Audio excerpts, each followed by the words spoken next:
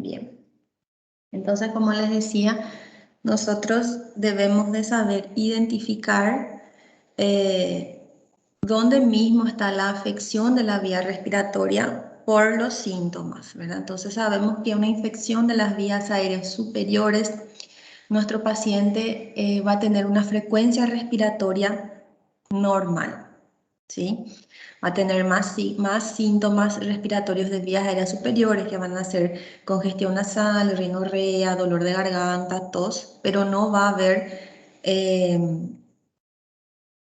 taquipnea, no va a haber un aumento en la frecuencia respiratoria. Cuando hablamos de la laringitis todavía es una patología de las vías aéreas superiores, pero la laringitis, como es una inflamación de la región de la glotis, entonces se caracteriza por la afonía, por la tos metálica y por el estridor inspiratorio, ¿sí? Dependiendo del grado de severidad de esa laringitis, si es leve, moderada o severa, nosotros podemos ver que nuestros pacientes pueden tener una frecuencia respiratoria más alta también, ¿sí? Pero eso ya va a depender de la severidad de la laringitis. En la bronquiolitis que es un cuadro característico de los lactantes, entonces nosotros vemos que los pacientes inician con un cuadro de vías aéreas superiores, tienen mucha congestión, mucha rinorrea, mucha tos, y eso va progresando y los niños empiezan a tener taquipnea, una frecuencia respiratoria más alta e inclusive distrés respiratorio, ¿sí? Dependiendo también de la severidad del cuadro, si es leve, moderado o severo, ¿sí? Ya hablamos de eso. Hoy vamos a hablar de la neumonía, que es todavía una enfermedad muy prevalente en los niños, es causa todavía de muerte, lastimosamente, todavía en el año 2021 hay niños que mueren a causa de una neumonía, ¿sí? Sobre todo en los países pobres, ¿verdad? Porque vemos que en países desarrollados ya es muy poco la prevalencia de esta patología, ¿sí? Y también por el uso de antibióticos y las vacunas, ¿verdad? Nosotros tenemos 2 vacunas que protegen a nuestros niños contra la neumonía, ¿verdad? Que es la vacuna Neumo 13 y la vacuna para la Haemophilus influenza del tipo B, ¿verdad? Ambas vacunas se deben administrar a partir de los 2 meses de edad, ¿verdad? La Haemophilus con la pentavalente a los 2, 4 y 6 meses y la Neumo a los 2, 4 y un refuerzo a los 12 meses. Bien. Entonces, la definición de la neumonía es una patología inflamatoria aguda que compromete el parénquima pulmonar, ¿verdad? Y es normalmente secundaria a una infección e invasión de los alveolos. Entonces, los alveolos es donde radica la infección de la neumonía, en los alveolos, ¿sí? Pero ¿cómo hacen esos gérmenes para llegar desde la vía aérea superior hasta los alveolos, ¿sí? Entonces, normalmente nosotros sabemos que el tracto respiratorio superior está colonizado, ¿verdad? Por una microbiota nasofaringea que puede ser el neumococo o el streptococo pneumoniae, la moraxella catarrhalis y también la Haemophilus influenza no tipificable, ¿sí? Entonces ellos normalmente colonizan la vía aérea superior, por eso es que cuando hablamos de infecciones respiratorias siempre pensamos en esos gérmenes que viven en nuestras vías aéreas, pero como nosotros tenemos mecanismos de defensa, ya sea el moco, la tos, el epitelio ciliado de las vías respiratorias, entonces generalmente no suelen causarnos infecciones de vías aéreas bajas a cada cuadro respiratorio. Sí, también los virus respiratorios superiores, ¿verdad? Ahora bien, fallo en ese mecanismo de defensa de nuestro organismo, entonces esos gérmenes que viven normalmente en nuestra nasofaringe, ellos pasan directamente hacia los alveolos y uno de esos fallos en el mecanismo se da por las microaspiraciones, ¿verdad? Las microaspiraciones que es cuando el contenido gástrico vuelve a través del esófago y logra pasar por la tráquea y de ahí va progresando hasta los alveolos y arrastra consigo todos esos gérmenes que viven colonizando nuestro epitelio respiratorio, ¿verdad? Entonces, de esa manera, no hay como que las barreras fisiológicas del organismo puedan impedir que esos gérmenes lleguen hasta los alveolos. Con la microaspiración, entonces nosotros no tenemos cómo evitar que los gérmenes lleguen rápidamente a los alveolos, ¿sí? También hay tres causas que hacen con que los mecanismos de defensa del organismo fallen. Entonces, es cuando el patógeno es muy virulento, aquí el patógeno es muy agresivo, entonces hace con que nuestro mecanismo de defensa falle. O cuando el inóculo del patógeno es muy grande, también pueden generar una falla en nuestro mecanismo de defensa. O cuando nuestro sistema inmunitario está debilitado. ¿Sí? Cuando tenemos una inmunosupresión, entonces con un pequeño inóculo ya es capaz de generar una infección eh, de los alveolos, ¿sí? O de las vías respiratorias bajas. Para entender mejor esto, en los alveolos hay un macrófago, el macrófago alveolar, que es el encargado de defender, ¿sí? Es el encargado de la defensa, ¿sí? Entonces, cuando un patógeno ingresa en las vías aéreas, este macrófago fagocita al patógeno, ¿sí? Normalmente eso es lo que pasa con un paciente que no tiene fallo en el mecanismo de defensa, ¿sí? Entonces, el macrófago alveolar es el responsable de fagocitar el patógeno y solucionar esa invasión o esa infección en el alveolo. Pero cuando hay fallo en el mecanismo de defensa del huésped, por ejemplo aquí, cuando hay un inóculo muy grande, entonces ese macrófago alveolar no logra realizar su función, ¿sí? Que es fagocitar a los patógenos. ¿Por qué? Porque hay o el germen es muy virulento o hay un inóculo del patógeno muy grande o porque el sistema inmunitario está debilitado, ¿sí? Entonces, cuando hay fallo, entonces no, el macrófago no puede solucionar solo el problema y libera sustancias proinflamatorias, ¿verdad? ¿Para qué? Para reclutar más aliados para ayudar a combatir esa infección, ¿verdad? Reclutar los neutrófilos, los polimorfos nucleares. Entonces, al liberar esas sustancias proinflamatorias, ¿qué pasa? Nosotros o el organismo o el huésped empieza a presentar síntomas sistémicos, ¿sí? Que van a nacer fiebre, escalofríos, malestar general, fatiga, cefalea, dolor de espalda, dolores musculares, ¿sí? Entonces, estos síntomas sistémicos se deben a la liberación de sustancias proinflamatorias, que son las citoquinas, las interleuquinas, los factores inflamatorios y que son liberadas por este macrófago alveolar, que es con la intención de captar más ayuda, de reclutar más células de defensa del organismo. Para estas células de defensa del organismo están acá los macrófagos, los neutrófilos. Entonces ellos son reclutados por estas sustancias proinflamatorias y vienen a ubicarse acá en el espacio alveolo capilar, ¿sí? Pero cuando hay fallo en el mecanismo de defensa del huésped, ya sea, vuelvo a repetir, cuando el germen es muy agresivo, cuando el inóculo es muy grande, el inóculo de patógeno es muy grande, o cuando el sistema inmunológico está debilitado, entonces hay fallo en el mecanismo de defensa y los neutrófilos aumentan cada vez más en cantidad, ¿sí? Y no pueden combatir la infección que está en el interior de los alveolos, ¿sí?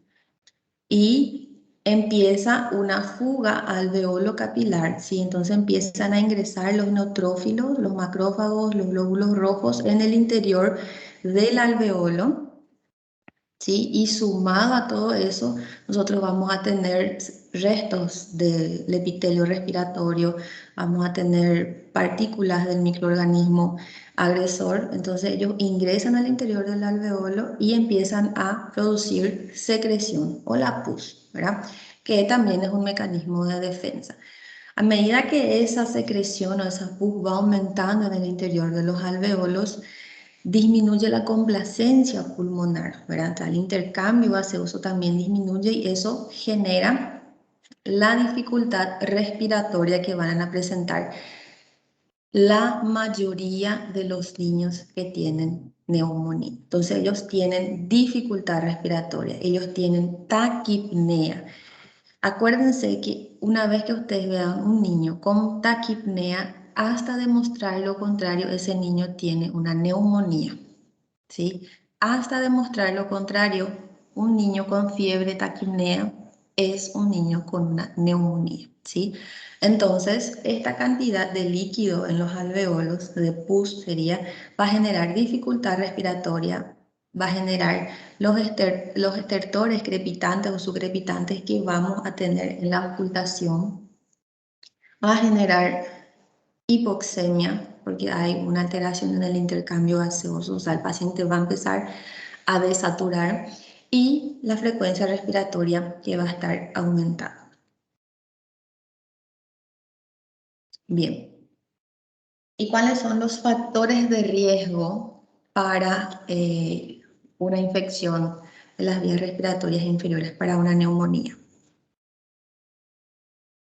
Tenemos los factores de riesgo extrínsecos, que son la vacunación inadecuada o incompleta. Como les dije al principio, nosotros tenemos 2 vacunas que los pacientes deben de recibir, ¿verdad? Para prevenir o como profilaxis de los gérmenes que son causantes de la neumonía, que son la neumo 13, que previene contra infecciones del neumococo, y la vacuna de la Haemophilus influenza del tipo B, que se administra dentro de la vacuna pentavalente. Entonces, vacunación inadecuada o incompleta es un factor extrínseco, un factor de riesgo extrínseco. Nivel socioeconómico bajo también. ¿Por qué? Porque los pacientes viven en hacinamiento, generalmente tienen un nivel cultural más bajo, suelen tardar mucho en consultar, y también la exposición al humo de tabaco, que es dañina para la mucosa respiratoria y que predispone a las infecciones con mayor frecuencia. Y los factores de riesgo intrínsecos, que son la prematuridad, ¿verdad?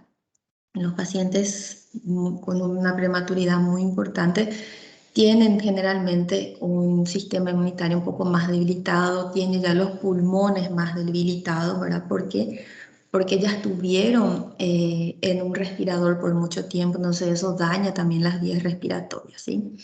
La edad menor a 5 años, vemos todavía que los niños menores de 5 años son los que más generalmente se aquejan de esta patología y son también los que tienen mayor mortalidad por esta patología.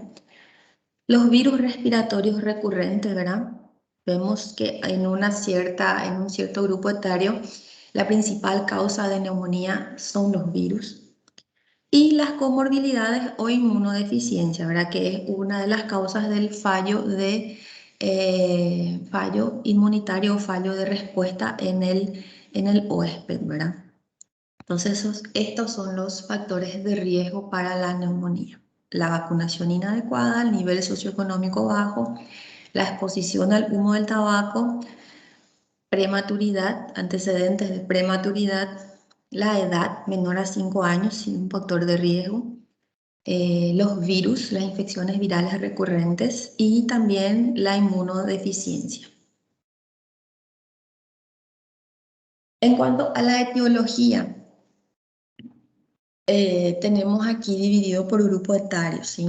Pero lo más importante acá que ustedes deben de grabarse es que en cualquier grupo etario, el neumococo, el Streptococcus pneumoniae, es el agente etiológico principal, ¿sí? Entonces, grábense eso. Cuando hablamos de neumonía, lo primero que debe de venir en mente es neumococo. Streptococcus pneumoniae a cualquier edad. Otra cosa importante también en cuanto a la etiología, es que en los niños menores de 5 años las neumonías son predominantemente virales, ¿sí? Y a partir de los 5 años en adelante, las bacterias atípicas también pueden causar neumonías con una mayor frecuencia, ¿sí? Fíjense acá que en los niños menores de 1 mes, los gérmenes que van a ser parte de la etiología de la neumonía son los gérmenes del canal del parto. El Streptococcus agalatiae, la Listeria monocytogenes, la Escherichia coli, ¿sí? La Chlamydia trachomatis, que también causa una neumonía atípica, llamada neumonía afebril del lactante, que en esta neumonía el niño nace por parto vaginal y se infecta en el momento del parto, en el momento del nacimiento, ¿sí?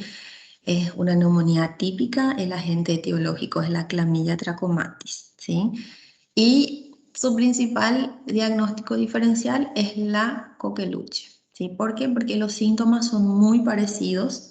Tiene la tos coqueluchoide, el paciente puede llegar a una insuficiencia respiratoria dependiendo del tamaño del paciente. Y lo que difiere aquí es la etiología, porque en la coqueluche es una bacteria llamada Bordetella pertussis y en la neumonía febril del lactante el paciente no tiene fiebre, tiene mucha tos, tiene una conjuntivitis y laboratorialmente hay una linfocitosis con eosinofilia. Una leucocitosis con eosinofilia, perdón. Bien, aquí en el grupo etario de mayores de 1 mes hasta los 5 años ya vemos que el estreptococo, como les dije, siempre pensar en Streptococcus pneumoniae va a ser siempre el principal agente etiológico. Pero en este grupo etario predominan las infecciones de vías de virus, ¿sí? Entonces, principalmente aquí en este grupo etario, los agentes causales van a ser los virus.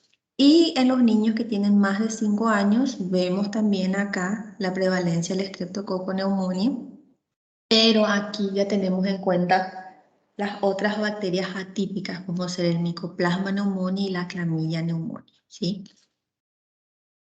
¿Por qué no le nombramos a la hemófilis influenza del tipo B entre los agentes etiológicos? Por la vacuna. Nosotros sabemos que el niño que está correctamente vacunado tiene las 3 dosis de la vacuna contra la hemófilis influenza del tipo B, tiene una cobertura del 100%. La vacuna es muy eficaz y tiene una cobertura del 100% con 3 dosis de la vacuna.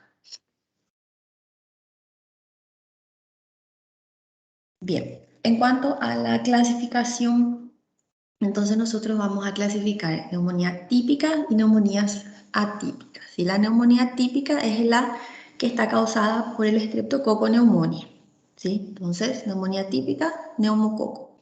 Y las neumonías atípicas son las que van a estar causadas por los virus y las bacterias atípicas, como ser el Mycoplasma pneumoniae y la Chlamydia pneumoniae, ¿sí? Y también no se olviden de la Chlamydia trachomatis, que es causa de neumonía afebril del lactante, ¿sí? El lactante se contagia del momento del nacimiento, no tiene fiebre, tiene mucha tos, puede llevar a un cuadro de insuficiencia respiratoria también esta patología. Tiene una conjuntivitis y se da en lactantes menores de 3 meses. Eso es muy importante también la edad, se da en menores de 3 meses, ¿sí? Con toda esta semiología que les dije. En cuanto a la clínica, bueno, la clínica entonces de la neumonía generalmente va a empezar como un cuadro de vías aéreas superiores, ¿verdad? Y va a presentar fiebre alta, fiebre con escalofríos, tos, ¿sí? Entonces empiezo con un cuadro de vías aéreas superiores que va progresando y va a presentar taquipnea, aumento de la frecuencia respiratoria. Aquí les vuelvo a decir, un niño que tiene taquipnea hasta demostrar lo contrario tiene una neumonía. Sumado a la taquipnea, fiebre, tos, escalofríos, postración, entonces más taquipnea, eso es neumonía. Neumonía. ¿sí? Entonces, siempre que vean un niño con taquipnea, lo primero que deben de pensar es una infección de vías aéreas inferiores, una neumonía. Pueden también tener hipoxemia, signos de distrés respiratorio, ¿verdad? Que son los signos de gravedad, que son el aleteo nasal, los gruñidos, que son el quejido que hacen los lactantes, las retracciones subcostales, intercostales, supraesternales, ¿verdad? Esos son signos de gravedad. Aleteo nasal, retracciones, quejido, ¿sí? Son signos de gravedad. ¿Sí? Para cualquier patología de las vías aéreas. Y apneas intermitentes, ¿verdad? Vemos que los niños, los lactantes menores, los lactantes más pequeños, o también los prematuros suelen hacer apnea, ¿verdad? Porque ellos se cansan del tamaño, es el esfuerzo que hacen para respirar, que en un dado momento se cansan y dejan de respirar y hacen apneas, ¿sí? Estos son signos de gravedad. Aleteo nasal, quejido o gruñido, retracciones subcostales, intercostales, supraesternales o apneas son signos de gravedad. Y a la ocultación vamos a tener los crepitantes, vamos a tener una hipoventilación dependiendo del tamaño del bloque neumónico, de la consolidación que haya en el parénquima pulmonar y también en estadios más avanzados el soplo tubárico que se suele escuchar y es muy característico de las neumonías también. Entonces, la neumonía típica tiene un cuadro agudo, un cuadro de inicio abrupto y sumado a eso, nuestro paciente va a tener una apariencia tóxica, nuestro paciente va a lucir grave, el niño luce grave. ¿Sí? Imagínense a un niño que viene postrado, viene con fiebre, viene con una frecuencia respiratoria aumentada, un niño que tiene aleteo nasal, que tiene tiraje, ¿sí? Entonces ese es un niño grave, ese es un niño que no puede esperar.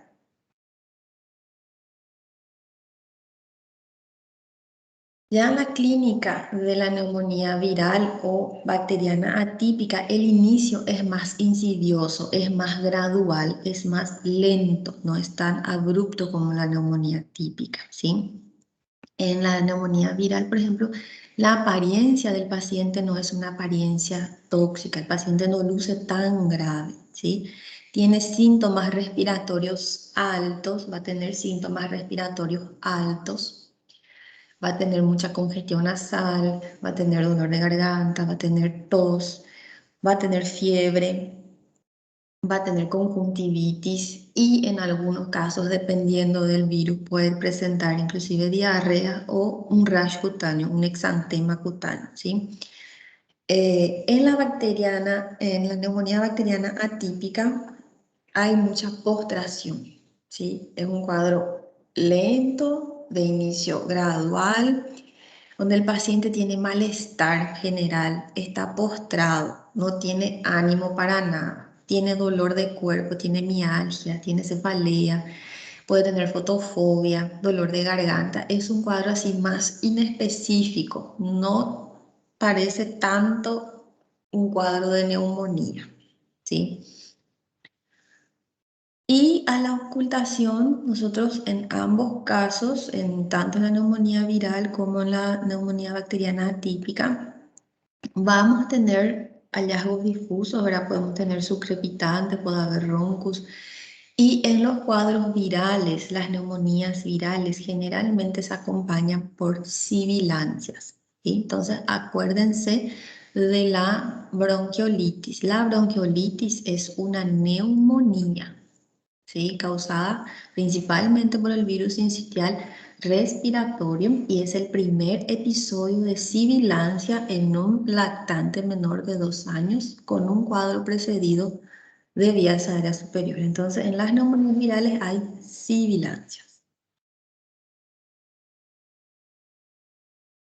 El diagnóstico es clínico, ¿sí? Según la OMS, el diagnóstico es clínico. Si yo tengo un paciente con taquipnea, con frecuencia respiratoria, aumentada, tos, dificultad respiratoria y otros síntomas, ¿verdad? Ya sea tiraje, murmullo vesicular disminuido, soplo tubario. Entonces, es clínico el diagnóstico, ¿sí?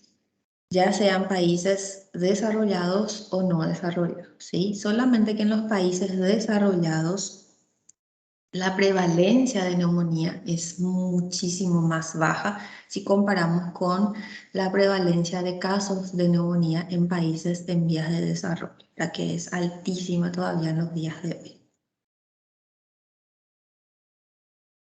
Bien, sumado a la clínica, nosotros podemos solicitar métodos auxiliares de diagnóstico. Entonces tenemos aquí los estudios paraclínicos básicos que vamos a solicitar si hay la posibilidad de solicitar, ¿verdad? Como ya les dije, el diagnóstico es clínico. Entonces podemos solicitar un hemograma. En el hemograma que vamos a ver leucocitosis, eh, aumento de los glóbulos blancos, ¿verdad? Si es una neumonía viral, vamos a tener una linfocitosis. Y si es una neumonía bacteriana, vamos a tener neutrofilia, ¿sí? Reactantes de fase aguda, entonces el PCR siempre va a estar acelerado en una neumonía bacteriana. Igualmente la procalcitonina, que también es un reactante de fase aguda específico para los cuadros bacterianos, también va a estar aumentado. Y la eritrosedimentación, ¿verdad? Estos reactantes de fase aguda es siempre muy importante. ¿Por qué? Porque nosotros le hacemos seguimiento a la evolución del paciente dependiendo si esto va aumentando o si va disminuyendo. Bueno, entonces, el reactante de fase aguda siempre es importante porque nos orienta hacia la etiología del cuadro y también nos ayuda en el seguimiento del paciente, ¿verdad? Si tenemos una mejoría es porque el paciente está respondiendo bien al tratamiento instaurado.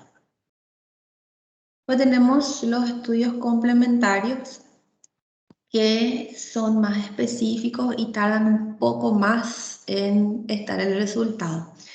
Cuando nosotros tenemos un empeoramiento clínico progresivo de un paciente que no está respondiendo al tratamiento, sería siempre bueno hacerle un hemocultivo. El hemocultivo en la neumonía no está indicado de inicio, ¿sí? ¿Por qué? Porque el hemocultivo aquí es muy inespecífico. Solamente un 10% de los hemocultivos es positivo, ¿sí? Entonces sería más indicado para pacientes que tienen un empeoramiento clínico progresivo. Y también los estudios microbiológicos, ¿verdad? Cuando tampoco tenemos respuesta al tratamiento instaurado, entonces para descartar otras etiologías podemos solicitar un frotis nasofaringeo, ¿verdad? Para buscar infecciones virales, un hisopado sería, ¿verdad? Cultivo de secreción del esputo, detección de antígenos bacterianos y también cultivo y PCR de muestras de tejido. Entonces, son estudios complementarios, no suelen pedirse de rutina. ¿Por qué? Porque tardan mucho, pero ayudan mucho cuando hay un empeoramiento clínico en el paciente. Las imágenes, la radiografía de tórax es el gol estándar para hacer el diagnóstico, ¿verdad? Entonces, si nosotros tenemos duda en cuanto a la clínica, entonces el estudio de imagen que nos va a confirmar si es o si no es una neumonía es la radiografía de tórax, ¿sí? Si yo puedo pedir una radiografía de tórax a todo paciente que yo sospecho neumonía, yo debo hacerlo, ¿sí? Pero aquí, ¿qué pasa? Muchas veces nosotros no sabemos identificar qué es lo normal y qué es lo anormal de una radiografía de tórax, ¿verdad? Por eso después yo le voy a mostrar algunos patrones que tienen que tener en cuenta cuando están evaluando una radiografía de tórax, ¿sí? Bien. La radiografía de tórax, entonces, como les dije, siempre que podemos solicitar, debemos de solicitar, ¿verdad? Pero en todo paciente que está hospitalizado, debemos de pedir una placa de tórax. Cuando la clínica no es concluyente, cuando tenemos dudas, también pedimos para confirmar el diagnóstico con una radiografía de tórax. En los niños menores de 1 año que tienen fiebre sin foco con leucocitosis también hay que solicitar una radiografía de tórax. Y cuando hay un empeoramiento clínico, ¿sí? Luego de haber iniciado antibiótico terapia, a las 48, 72 horas de haber iniciado un tratamiento antibiótico y no hay respuesta, hay un empeoramiento clínico de nuestro paciente, entonces se suele pedir una radiografía de tórax para descartar las complicaciones. ¿Cuáles son las complicaciones de la neumonía? Las complicaciones son más frecuentes el derrame pleural. El derrame pleural, pero también hay algunos gérmenes que pueden llegar a causar las bullas en el pulmón, los neumatoceles, y esos neumatoceles pueden reventar y pueden llegar a causar un neumotórax, ¿verdad? Entonces esas son las complicaciones. ¿Cómo podemos diferenciar clínicamente un neumotórax de un derrame pleural? El inicio, por la instauración. El neumotórax es algo agudo. Tu paciente tenía buena saturación, no estaba taquipneico y de repente empieza a desaturar y a estar taquipneico, ¿sí? Le pedís una radiografía de tórax y ves un neumotórax. Sin embargo, un empeoramiento gradual, ¿sí? Es característico del derrame pleural. El derrame pleural es más gradual, es más lento, es más insidioso, ¿sí? Entonces, no, el paciente no tiene mejoría, pero su empeoramiento es más lento. No es tan abrupto, no es tan agudo como el neumotórax, ¿sí? Y este es el patrón que vamos a tener en cuenta en cuanto si es una neumonía bacteriana típica. Entonces vemos infiltrados alveolares, hay consolidación segmentaria o de un lóbulo. Los bordes son algodonosos y podemos ver broncograma aéreo en la neumonía típica, ¿sí? Sin embargo, una neumonía viral, el patrón es más intersticial, es difuso, es bilateral, ¿sí? Bilateral y suele tener líneas y puntos. Y la bacteriana, la neumonía bacteriana atípica, tiene un patrón mixto, ¿sí? Puede tener consolidación con infiltrados, puede haber infiltrado algodonoso con infiltrado intersticial, entonces es un patrón mixto, la neumonía bacteriana atípica. En cuanto al tratamiento, tenemos el manejo sintomático del paciente y el manejo antibiótico, ¿verdad? Entonces, sintomáticamente, si nuestro paciente requiere de oxígeno, hay que oxigenarle, si está desaturando, hay que instalarle oxígeno, ¿verdad? Lo que no se recomienda para el manejo sintomático de los pacientes con neumonía son los antihistamínicos, los antitusivos, los descongestivos, ¿verdad? Y los mucolíticos en los niños menores de 5 años, ¿sí? Sí se puede utilizar paracetamol, ibuprofeno, antiinflamatorios, antitérmicos. Y el manejo antibiótico, aquí va a depender mucho de la etiología, de la etiología de la neumonía, también del entorno y de la vacunación del paciente. Si nosotros tenemos una neumonía típica, entonces el principal agente etiológico va a ser un Streptococcus pneumoniae, el neumococo. ¿Sí? Entonces nosotros tenemos que tratar una infección por neumococo. Y también, dependiendo de la severidad del cuadro, cuándo vamos a hospitalizar a un paciente con neumonía. No todos los pacientes con neumonías llegan a hospitalizarse, ¿sí? Depende de los criterios de gravedad, ¿sí? Por ejemplo, niños que tienen menos de 6 meses, que tienen alguna patología de base, una comorbilidad, pacientes que están hipoxémicos, que están con una saturación baja, que hacen una fiebre muy persistente, que tienen los signos de distrés. ¿Cuáles son los signos de distrés que le hablé? El aleteo nasal, el quejido, que tienen tiraje, que hacen apnea. Esos son signos de gravedad. Esos pacientes deben de internarse. Los pacientes que están deshidratados, los niños que no toleran la vía oral, entonces también deben de hospitalizarse. y cuando no hay una confianza en el tratamiento que los padres le van a estar realizando en la casa. Entonces, cuando nosotros sospechamos de que esos padres son incapaces de cumplir el tratamiento correcto para que su hijo mejore, entonces en esos cuadros, en esos casos, nosotros también vamos a hospitalizar al paciente cuando hay un riesgo social.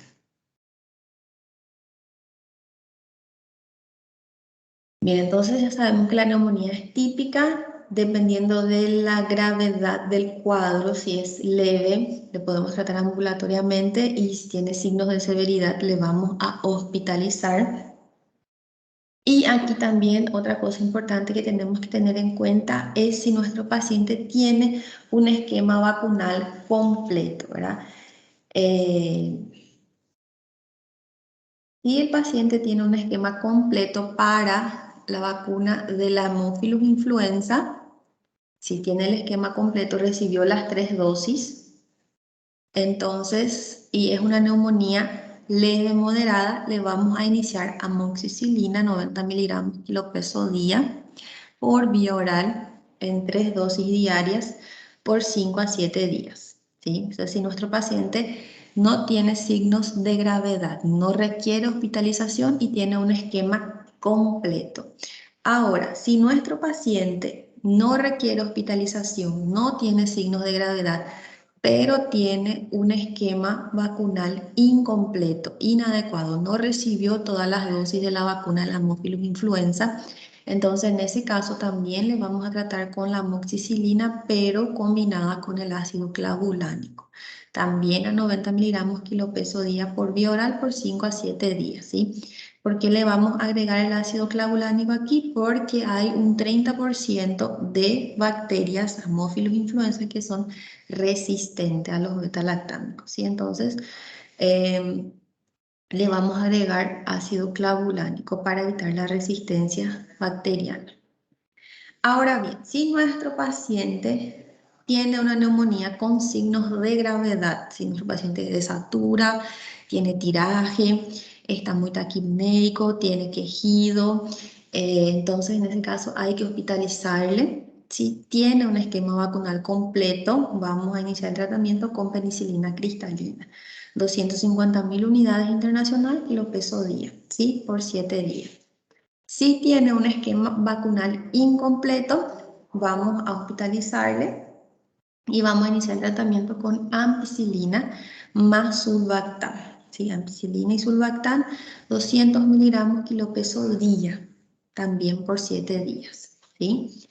Hay guías que te hablan del tratamiento con la cefalosporina de segunda o de tercera generación, pero son menos efectivas. ¿Por qué? Porque tienen una menor absorción, una menor concentración y una mayor unión a las proteínas. Por eso entonces es que se prefiere la amoxicilina como droga de elección para el tratamiento de las neumonías.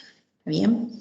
Entonces, eso hablando de una neumonía típica causada por el neumococo, dependiendo de la severidad del cuadro y dependiendo también del estado vacunal de nuestro paciente. Este es el esquema con el cual vamos a tratar. Ahora, si tenemos una neumonía atípica, entonces aquí nosotros tenemos que cubrir los gérmenes atípicos, las bacterias atípicas, ya sea el Mycoplasma pneumoniae, la Chlamydia pneumoniae o la Chlamydia trachomatis, que es el agente etiológico de la neumonía afebril del lactante.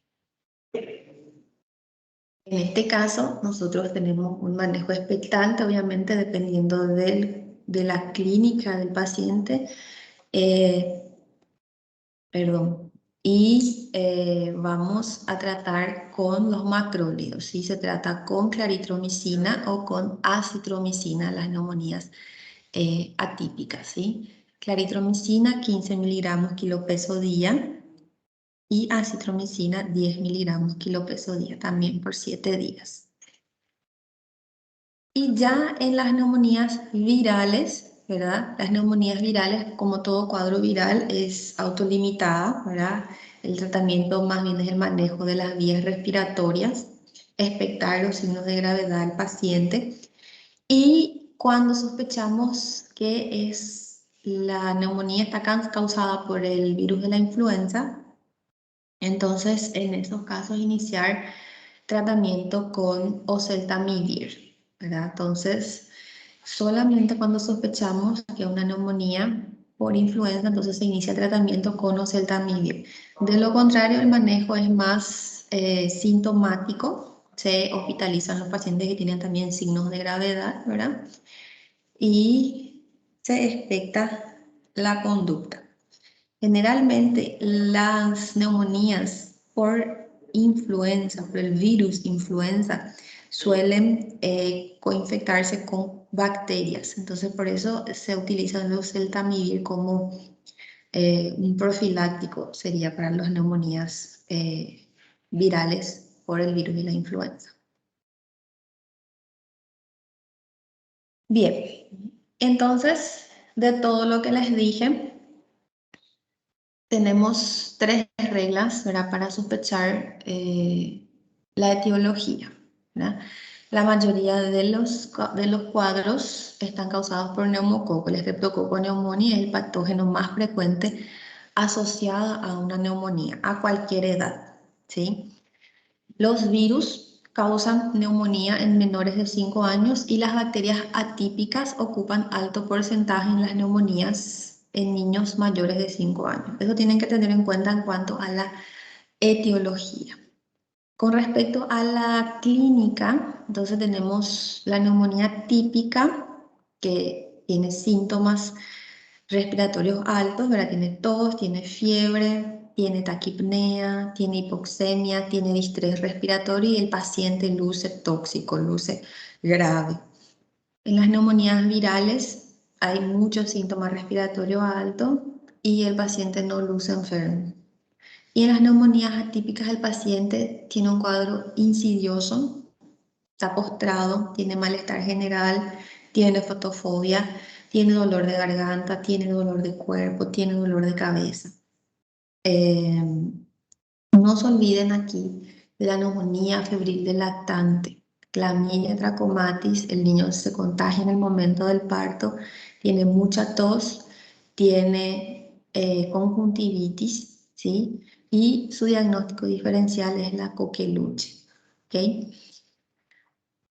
Y siempre que sea posible realizar un hemograma, dosar los reactantes de fase aguda, realizar una radiografía de tórax, ¿verdad?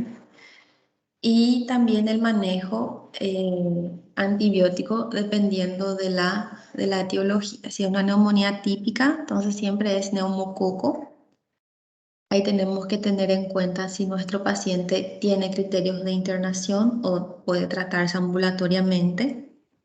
Si el paciente está vacunado, tiene un esquema vacunal completo o incompleto, entonces para definir y decidir la conducta terapéutica de la neumonía, ¿verdad? Es eso. A ver un poco qué me faltó decirles de neumonía. Ah, sí, las neumonías recurrentes, ¿verdad? Hay niños que siempre se están hospitalizando y su diagnóstico siempre es neumonía, NAC, ¿verdad? Neumonía adquirida en la comunidad. Entonces hay que ver realmente si son todas las veces que requirió hospitalización, si realmente fue una neumonía adquirida en la comunidad, ¿verdad? Si es realmente una neumonía o no, o si fue un cuadro de sibilancia recurrente o una bronquitis. Entonces, en esos casos tenemos que definir como neumonía recurrente cuando hay 2 o más episodios de neumonía en un año o 3 o más episodios durante toda la vida. Y entre esos episodios tiene que haber resolución radiográfica, o sea, tiene que haber una mejoría en la radiografía de tórax entre un episodio y otro. Entonces, 2 o más episodios de neumonía en un año o 3 o más episodios en toda la vida. Nosotros hablamos de neumonía recurrente y hay que buscar las causas porque no es normal que un niño tenga tantos episodios de neumonía, ¿sí? Entonces siempre hay que buscar, descartar que no sea un paciente inmunodeprimido, descartar que no tenga una cardiopatía congénita, descartar que el paciente no sea portador de fibrosis quística.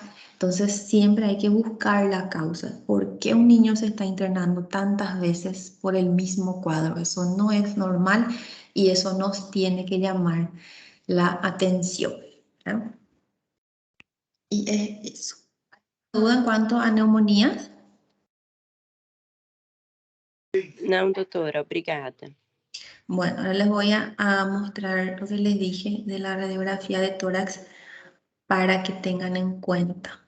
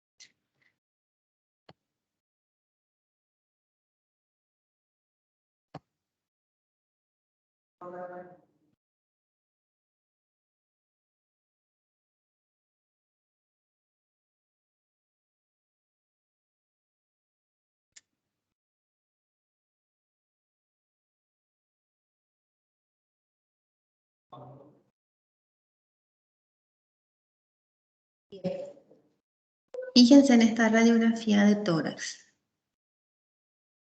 Esta.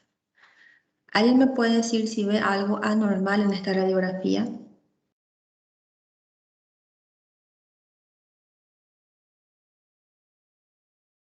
Para mim parece normal, doutora.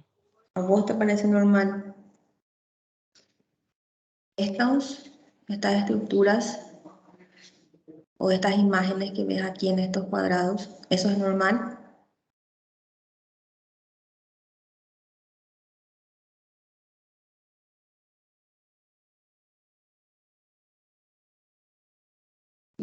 Bueno, porque yo les muestro y me interesa que ustedes sepan identificar una radiografía, porque muchas veces hay médicos que confunden estructuras normales con un hallazgo patológico, ¿sí? Entonces es muy importante que nosotros sepamos identificar estas estructuras, ¿sí? Este es el botón aórtico, este es el hilo pulmonar derecho y esta es la trama vascular del pulmón. Es una radiografía de tórax normal, ¿sí?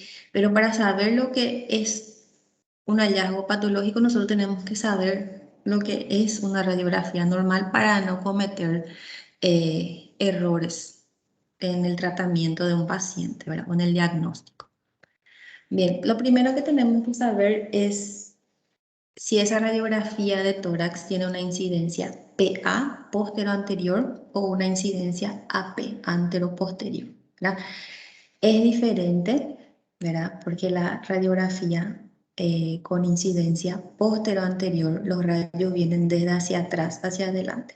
Y en la radiografía AP antero-posterior, generalmente los pacientes se hacen acostados, ¿sí? Y la incidencia es de los rayos de adelante hacia atrás, ¿sí?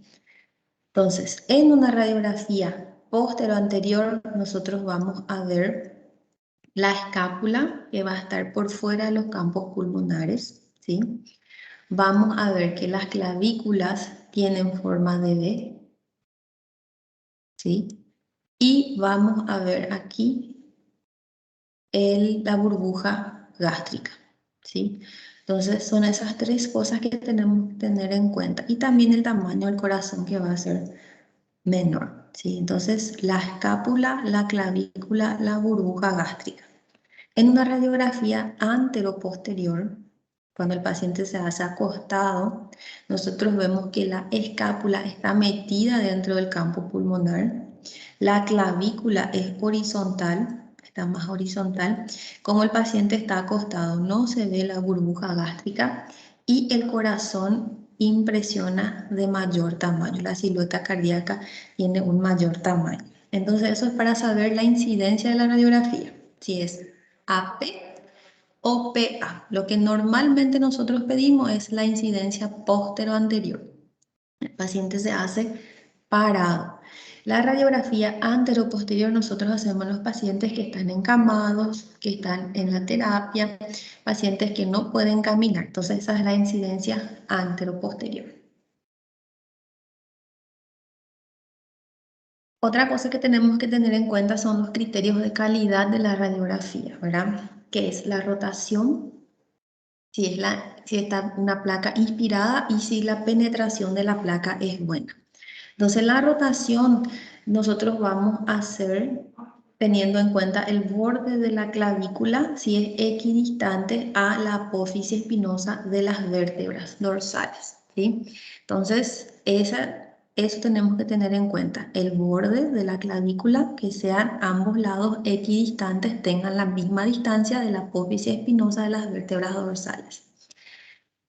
En cuanto a la inspiración, nosotros sabemos que las radiografías tienen que ser inspiradas, ¿verdad?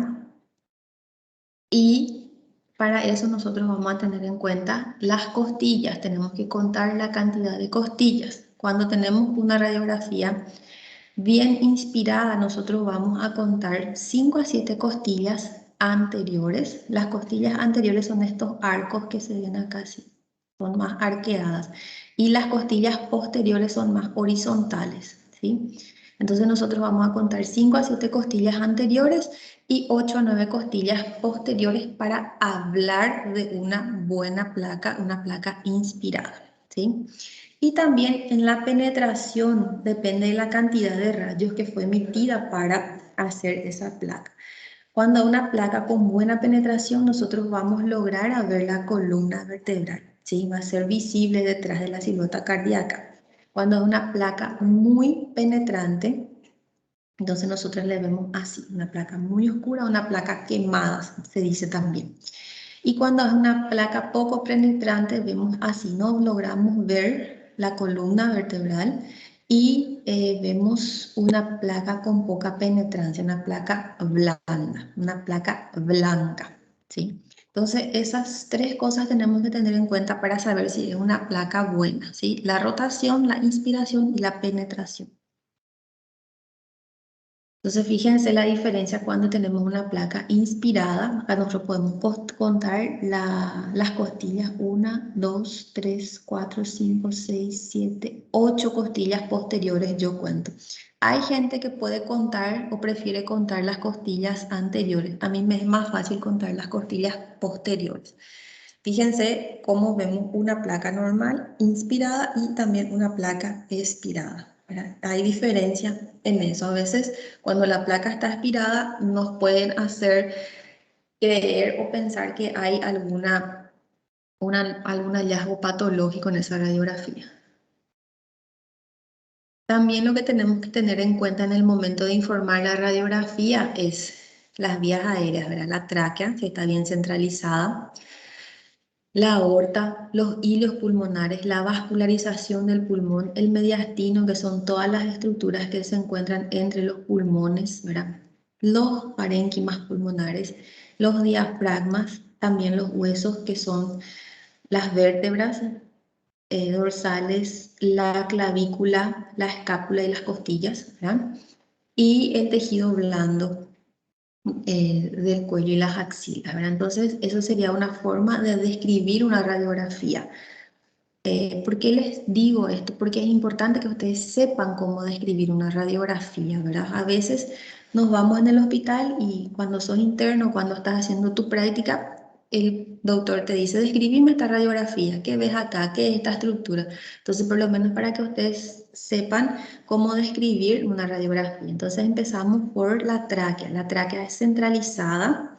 Los campos pulmonares tienen expansión uniforme, sin patrón radiológico anormal. Las pleuras son normales, la silueta cardíaca tiene tamaño normal, el mediastino está centralizado, los contornos mediastinales, que son estos acá, de ambos lados, Iliares son normales. Los contornos iliares se refieren al hilio pulmonar, ¿verdad? Son normales. No se observan alteraciones óseas, por eso es importante mirar los huesos que van a ser la clavícula, la escápula, las costillas y las vértebras dorsales, sin evidencia de alteraciones diafragmáticas o cuerpo extraño, y la imagen corresponde a una radiografía de tórax normal para la edad, ¿verdad? Entonces eso podría ser un esquema para que ustedes aprendan a describir una radiografía de tórax, ¿sí? Y esta radiografía es una radiografía normal. Habrá gente que crea que estas imágenes son patológicas, pero es una radiografía normal, ¿sí? Entonces acá vamos a tener en cuenta la tráquea, los bronquios, el bronquio izquierdo, el bronquio derecho, el izquierdo, el bronquio derecho. Los huesos que vamos a estar visualizando, les vuelvo a decir, la clavícula, las vértebras dorsales, las costillas y el omóplato, la escápula. Y los arcos costales, ¿verdad? Los arcos costales, como les dije, las costillas posteriores son más horizontales y las anteriores son más arqueadas, ¿verdad? Entonces, tenemos que tener en cuenta eso para saber si la placa fue inspirada o expirada, ¿verdad? Y aquí también los vasos que vamos a ver en la radiografía de tórax, la arteria subclavia, el botón aórtico, la vena cava superior, la vena cava inferior, la arteria pulmonar izquierda y derecha, ¿verdad? Y el borde cardíaco, todo el borde cardíaco derecho está formado por la aurícula derecha y todo el borde cardíaco izquierdo está formado por el ventrículo izquierdo. Y después tenemos que tener en cuenta también el patrón vascular normal de una radiografía de tórax. ¿Sí? El patrón vascular es más evidente en los campos inferiores o en la base del pulmón, ¿verdad? ¿Por qué? Porque los vértices del pulmón están más aireados. Entonces nosotros vemos mayor cantidad de trama vascular en las bases del pulmón, ¿verdad? Eso también es importante tener en cuenta y no confundir la trama vascular normal con un infiltrado pulmonar. Y tener en cuenta el hilio pulmonar, ¿verdad? El hilio pulmonar que muchas veces podemos confundir con una imagen radiopaca, ¿verdad? Y pensar que es una imagen patológica, ¿verdad? Entonces, esas son las cosas que tenemos que tener en cuenta cuando evaluamos una radiografía de tórax, ¿verdad? ¿Por qué les hablé de la radiografía de tórax? Porque es el estudio de imagen más pedido, ¿verdad? Quien más, quien menos tiene acceso a una radiografía de tórax y muchas veces no sabemos interpretar la, la radiografía normal, entonces hacemos un diagnóstico equivocado, sobre todo neumonía. Hay veces que el niño no tiene nada, tiene una radiografía normal y está siendo tratado como una neumonía, ¿verdad? Por eso es importante siempre saber visualizar las estructuras normales. ¿Está bien? ¿Alguien tiene alguna pregunta de neumonía? Não, doutora, está bem. ¿Está todo bien? Bueno, entonces quedamos aquí y nos vemos hoy a la tarde, ¿está bien? Olá, doutora. Permisso? ¿Sí? Ainda tem vaga para dia 29 de setembro? Voy a ver cuántos son, sí, un ratito. Precisaria de 2 vagas, por favor.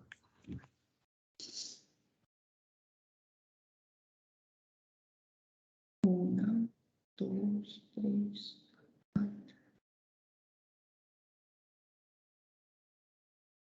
El 29 le tengo a Nilce, a Fernanda, a Leonardo, a Jonison y a Allison.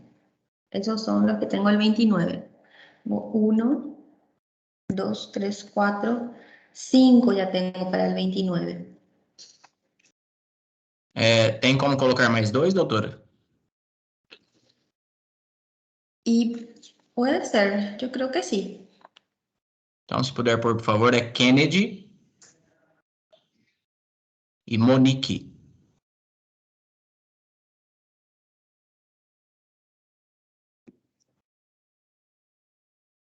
Isso dia Ya. 29 de setembro, né, doutora?